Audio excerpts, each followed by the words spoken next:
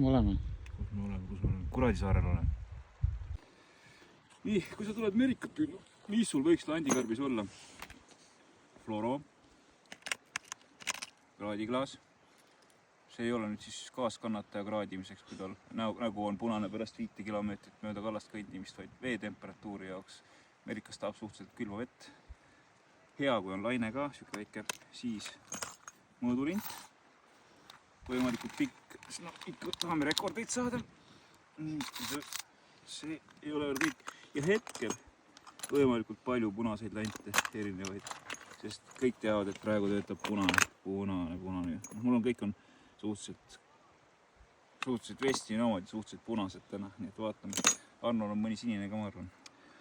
Aga ega muud, tõenäoliselt ma panen inlineri otsa, sommeti. Ma ei tea, kas panen 28 või panen 22, tõenäoliselt panen 22 alguses. Sest siuke pikk punane nigli võiks praegu nagu toimida. Ja siis vaatame edasi, kui sellega ei tule midagi, siis otsime midagi paremat. Või siis otsime paremat ja pärast paneme uuesti tagasi.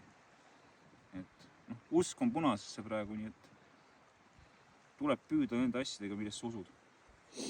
Kas kahv võiks ka ikka kaasas olla? No võiks jah, siis sa teed kalale vähem haiget, et mitte sellepärast, et ta kindlasti kätte saada, vaid pigem see, et sul on ta alamõõdurist asjad on lihtsam kinni püüda, kätte saada ja siis tagasi lasta, et sa ei pea nagu neid nii surmani ära väsitama. Mis ritvu sa kasutad? Ikka sama ritt, mis sul. E8. Stella ketas. Jah, rätsepa ikka liistud peavad olema.